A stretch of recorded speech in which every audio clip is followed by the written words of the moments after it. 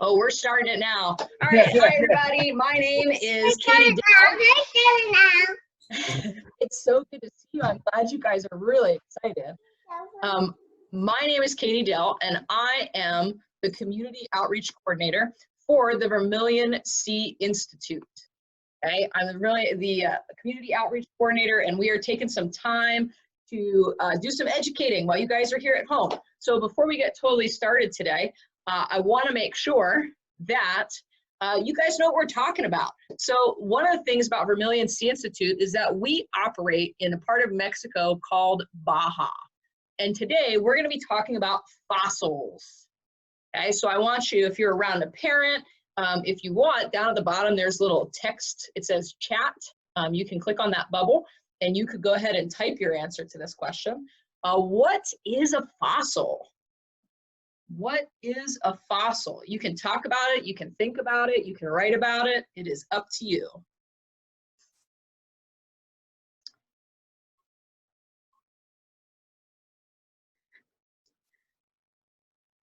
All right, let's see. What is a fossil? It's a tough question. They're kind of tricky to understand sometimes. Even by scientists, fossils can be tough to understand. All right, so we have something that was part of an animal and turned into rock after a long time. That's a really great definition. I super appreciate that. Awesome. And we're also going to talk about today, why is Baja a great place to find fossils? So you can just raise your hand on your screen. How many of you have ever been to Mexico before? Anybody? Yeah, probably not. So before we get started today, we're going to take a little field trip. We're going to go on a little drive down the Baja Peninsula. Okay, so I'm going to share my screen here. All you have to do is watch.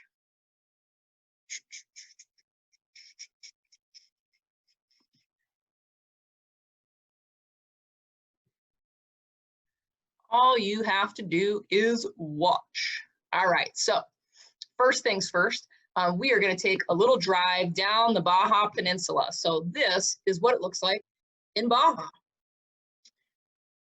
Okay, so nice little drive. We're going super fast speed. You can see Baja in some places is really, really flat. And Baja in other places has these really big, tall mountains made of all different kinds of rocks. And those mountains are amazing places to find fossils. So are these flat parts. And there's a really good reason for that. We're just going to talk a little bit about what that reason is. And then you're going to get to do the really awesome part where you get to make fossils. All right, so one thing to know is that fossils, just like you said, are parts of organisms that died and were replaced by rock. And one of the reasons we can find rock, fossils is because the tectonic plates of Earth move. Now, Baja is a really special place because it has been the most recent thing moving for a long time. You can see it here. This is Mexico. This is what we're talking about right here. And you can see that that part of Mexico is one of the most recent parts of our Earth to have moved. And we could watch this for a long time. The plates of Earth have been moving for a long time. Now there's one other thing I want to show you, and I think that you will like this video the best. How does a fossil form? We're going to make a model of fossils in just a moment, but how does a fossil form? Here we go. Millions of years ago, this dinosaur was going about his normal daily life.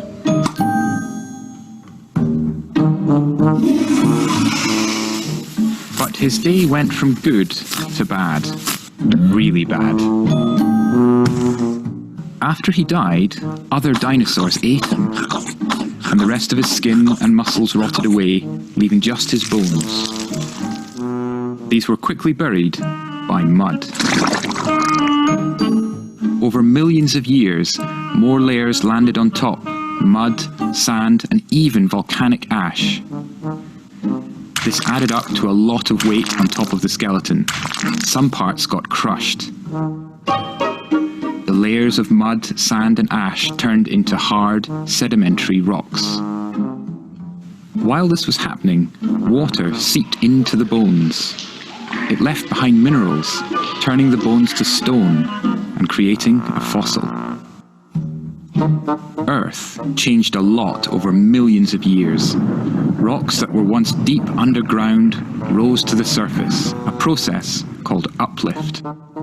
Very slowly, wind, water and ice wore away the rock. Eventually, bits of the fossil skeleton were exposed and became visible on the surface. Fossils are constantly getting eroded out of rock. Most are lost. But if we're lucky, someone will find one. All right, so raise your hand if you learned something about fossils in that video. Anybody, you learned something? Great, so I want to hear about it. So I'm going to go ahead, I'm going to unmute you, and we're going to see what are some of the things that you learned. How do fossils form? Okay, where do we find them, and why might we find them in Baja? Okay, so you might have to take some turns talking here, but you are unmuted. Anybody? What did we learn about fossils?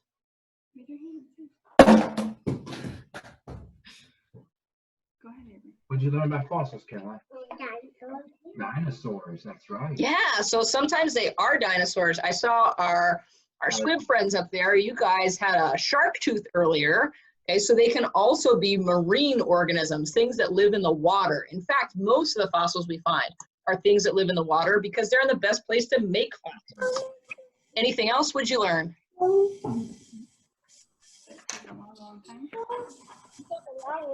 So there are a bunch of different kinds of fossils that we can find. Sometimes they are like the bones of organisms, like your shark tooth there, or like when you think about dinosaur bones in a museum or something. But a lot of times they're things that organisms leave behind. So we are going to make a model. Are you ready to get your craft on? Are you ready to get a little messy? Are you ready to make something? Perfect. All right, so I'm going to move you over here, get you to my setup. We'll make sure you can see everything.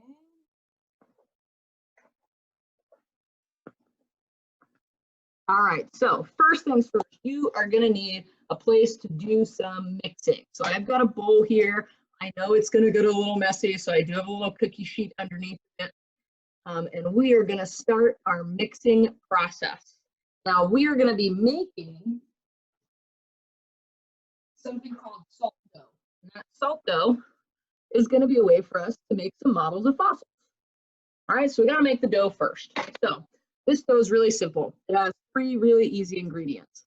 The first one is flour. All right, so here's my flour. Okay, you are going to use your 1 cup measuring cup. That's the biggest one that you have. And you are going to put in 2 cups of flour. I'm going to fill this up once.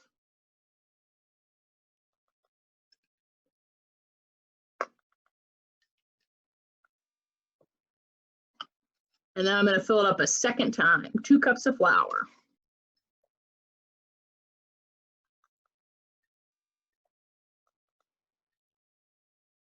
Doesn't have to be perfect. You guys look like you're doing a great job. I like it.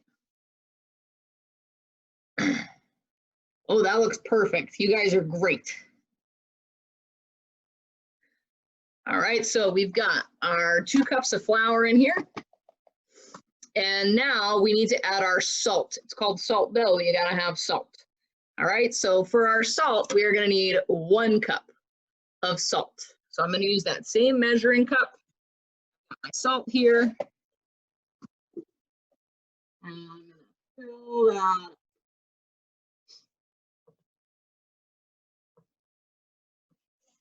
Okay, and now I'm gonna dump it in to my bowl.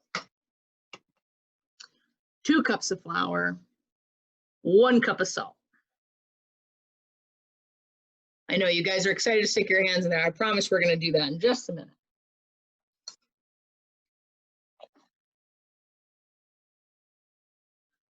All right, so we're down to 1 more ingredient, and that last ingredient is water.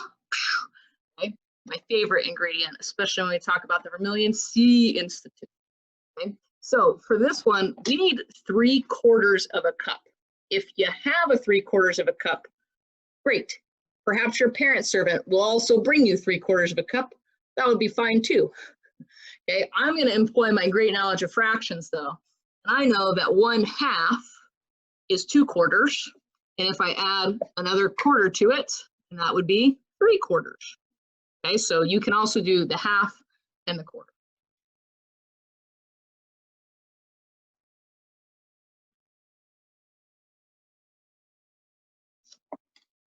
All right, so now you have everything you need for your dough. This is your most exciting, most fun part that I know you are all looking forward to. Okay, now you get to take your hands and stick them in the ooey gooey bowl and start to mix your ingredients together. So I like to just kind of swish it around at first. Okay, and you'll start to notice it gets a little bit doughy. And we just want to keep on mixing. Mix, mix, mix, mix, mix, mix.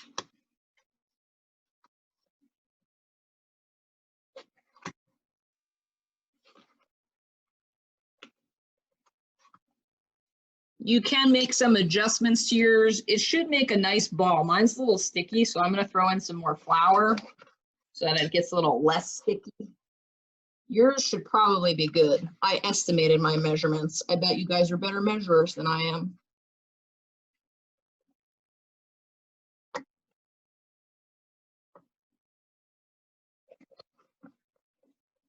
All right, you're going to keep working that around until you have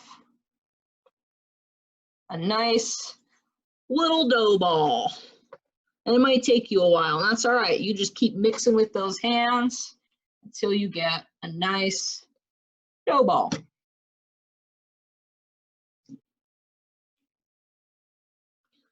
The even best news is that when we finish, you will probably have extra. So you can think of all the fun things you can make with what's basically a homemade Play-Doh, which is kind of awesome.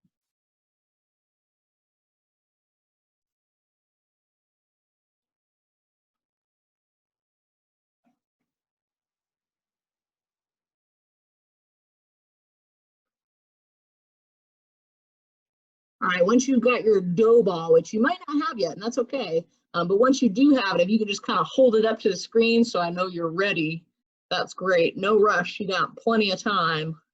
Keep on kneading your dough. I cheated, I actually made half the dough.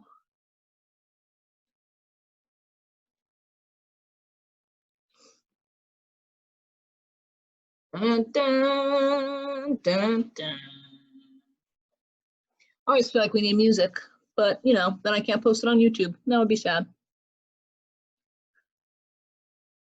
Let me see a thumbs up if you guys are having fun today.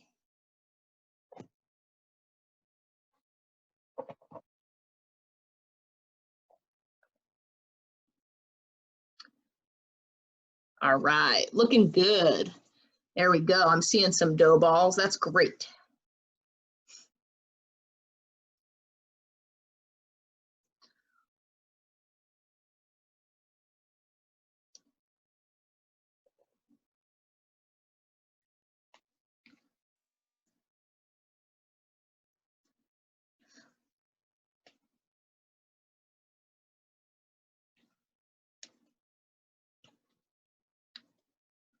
Bloop. All right, so in this next part, you are going to get to make a model of your fossils. Now, the fossils we're modeling today are kind of a really special type of fossil, and they're called trace fossils. They're like imprints that an organism leaves behind or an animal leaves behind. So that might be things like dinosaur footprints, or sometimes even petrified poop, or tracks, or an imprint of a shell or a turtle shell or a plant or something like that. And now to do that, to make our trace fossil, you are just going to take off a little chunk of your dough, kind of like so it fits in your hand.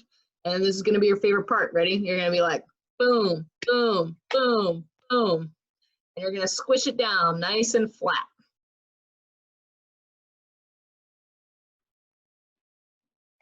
Just squish, squish, squish until you have Nice flat piece. You can imagine like this is sediment. So maybe sediment next to like a lake bed or sediment next to the ocean, where all these little organisms are hanging out and walking around.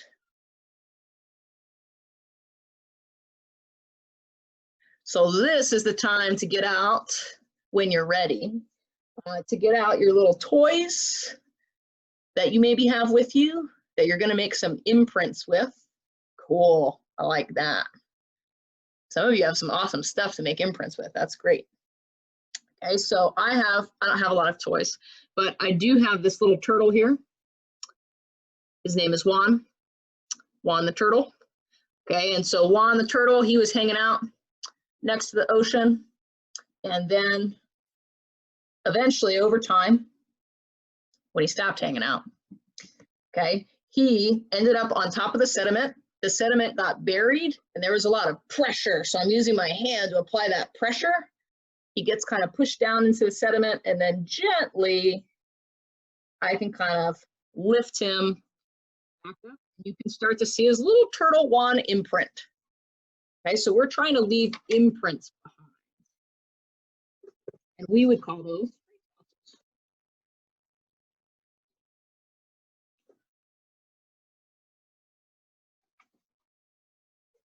There's my turtle imprint. I brought some other things with me too. So a lot of times we find marine animals because it's a lot easier to get covered up by sediment and have a lot of pressure put on top of you when there's water. So a lot of the organisms we find as fossils are things that lived in the water. And so I also have this shell here. So you can kind of imagine this shell as part of maybe like a clam. And then it ends up kind of buried next to the ocean. There's lots of pressure put on top of it. I'm doing that with my hands, and then over millions and millions of years, perhaps the shell dissolves or decomposes, and then it leaves this nice little imprint. It's hard for you guys to see my imprint. Let's see if I can zoom you in. Okay, so you can kind of see my fossil imprints, and that's what we would call a trace fossil. Now, sometimes these can get filled in by sediment when there's a lot of water, and they make what we call a mold or a cast of a fossil. And that's actually what the majority of fossils that we find are. They're molds or casts. So this is, we're kind of modeling the process for making a fossil. All right, I'm gonna unmute you because I want to hear how excited you are to be playing with salt dough. You ready? Yeah. How excited are you to have some dough in front of you? Another one? What kinds of fossils do we have out there today, guys? What kinds of fossils are you making? Your elephant. I do a pony. Oh, a pony, an elephant. You can do a pony right there. I saw our shark tooth is getting an imprint as well. Good. So that shark tooth would be what we call a petrified fossil. Hey, there you So that's go. part of an actual organism that died. What we're making today are like imprints of an organism. So you'd have two types of fossils now that you've kind of modeled. Fossil. Very nice. Oh, I see Vaughn and Penelope's fossils. Those are pretty cool looking. Very nice. Hello, puppy. Oh, no, Daddy already did that one. Are they just Penelope's? You can do a puppy, but I gotta get ready. Penelope made one with a cone snail. Ooh, very cool. I like that a lot. I have a moon snail shell here. Laying up or laying down? That's what I got. Okay. Now, do you guys think that all organisms make fossils? I made it bigger, Mom. Do we find the soft parts of organisms as fossils or the hard parts of organisms? Hard part. The hard parts. Do all organisms have hard parts? Whoa. Think about a jellyfish. Does a jellyfish have hard parts? Oh. No. So there are a couple trace fossils or imprints like you guys have made today of things like jellyfish that are softer, but there aren't a lot of them because jellyfish don't have hard parts. So we typically find the hard parts of organisms, and we typically find organisms that live by the water, which is one of the reasons Baja is such a great place to find fossils. Okay, not only is it near the water now, but it actually has a bunch of formations that used to be part of underwater. They used to be lake beds, or they used to be ancient ocean beds, which is why Baja is a great place to find fossils. Does anybody have any questions about fossils? One more. Any questions? Any wonderings? Anybody want to grow up and be a scientist that looks at fossils? I used to want to be a scientist that looks at fossils. Can I have more salt for me? Rock scholar, paleontologist. Paleontologists, archaeologists, two types of people that look at fossils and ancient things.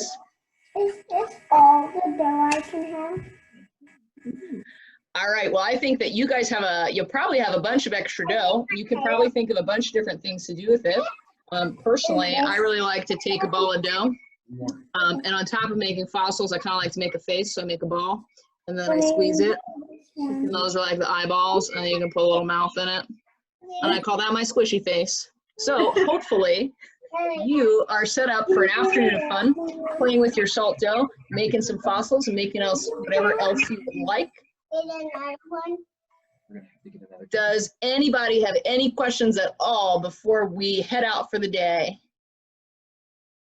Can I see some thumbs up? Did you guys have a good time today? All right, well, we are going to do another one of these next week. And I think we're going to be making some pollinator hotels. So we're going to be making some habitat for things like butterflies and bees and things that do pollination for us. So if you want to join us, you can make sure you keep following our Facebook page or have your parents follow our Facebook page. And we'll be posting more events like this one so you can keep your science on, VSI. Good to see you guys. Any other questions, comments, or concerns before we go?